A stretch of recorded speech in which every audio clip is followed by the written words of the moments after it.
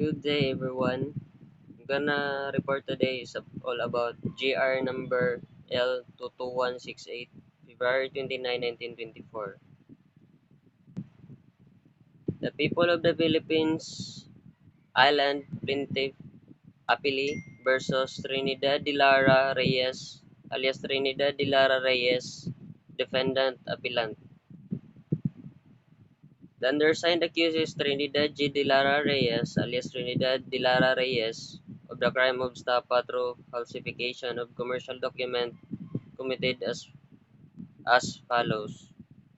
That on or about the 6th day of April 29 in the city of Manila, Philippine Islands, the said accused did did then and there willfully, unlawfully, and feloniously and with the intent to defraud, forge, and falsify a commercial document, to which check number 91009C, by filing, writing, inserting on a said check the words and figures underlined in the following copy of the same, to wit, the trade check was being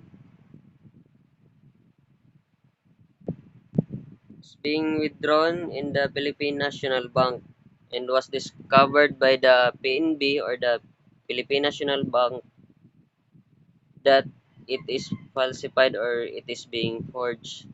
That is why the bank made a complaint to the police or to the PNP that there is a document that is withdrawn in the bank that is falsified. So in the investigation that Miss or Trinidad de Lara Reyes was the one who withdrew the three-way check with the number of 91009C and as follows. So here is the sample question document.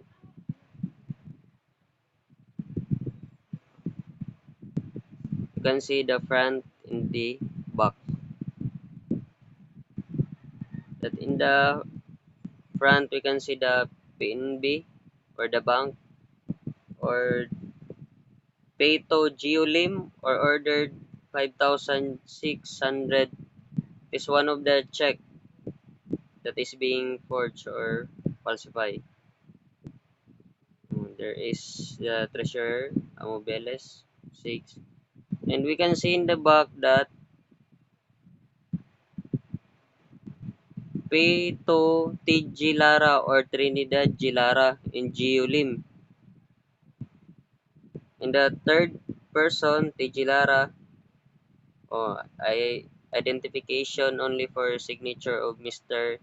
Trinidad G. Lara. So, in the facts of the case, according to the testimony of the defendant, Gio Lim was stopping at the Hotel de France in the city of Manila. That the three checks in the question drawn by Lim and delivered to her, except of the transaction is questioned. There was no evidence of any confidential relations of the defendant and Lim that they have business dealings. So, the defendant said that Julim was one or the mastermind of the three check or she was just an instrument in withdrawing the three with check. So evidence shows that the defendant was formerly an employee in the NMB stables. It was an employee there that he first met Lim in a casual way and in the ordinary course of business. So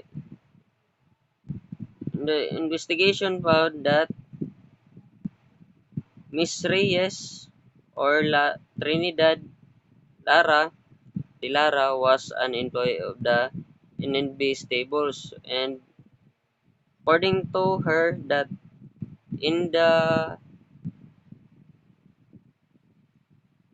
company he he was first met Lim there. A short time before the transaction in question, defendant was out of employment and accidentally met Lim the street and told him of his situation.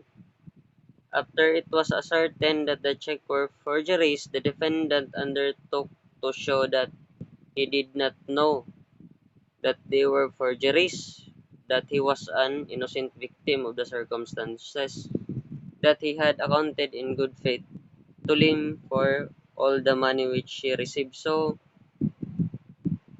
the defendant pretended that he was just an innocent victim of the circumstances because in his testimony that Julim was only the mastermind or he is just an instrument or she did not know that the three checks were being forged,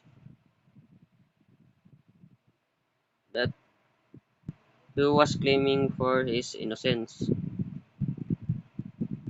Exclusive of the testimony of the defendant himself, there is no evidence that such a person as Julim ever existed. So the testimony of the defendant, she said that Julim was the mastermind, but in the investigation, they found out that there was no Julim existed or there is no person such as Julim.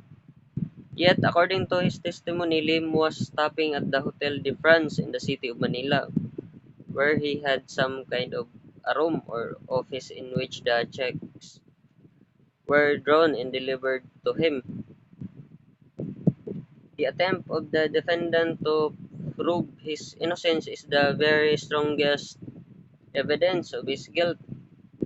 The drawing of three checks amounting to 24,150 pesos within such a short period of time by one firm or the PNB, and each payable to Geolim, all which were forgeries. In the cashing of them by the defendant were the circumstances shown in the record was not unusual or ordinary transaction. Business is not done that way among persons who are comparative stranger. No prudent businessman would ever deliver or endorse checks for that amount of money to a comparative stranger with authority to cash them and return with the money.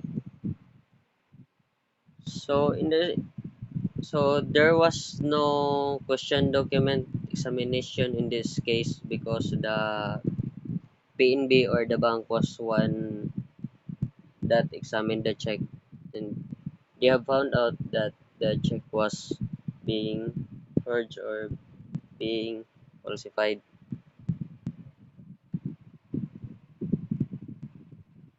So and also during the arrest of the defendant, he or she admitted that the three checks were being forged. So he admitted that the three check was being forged. So that's all.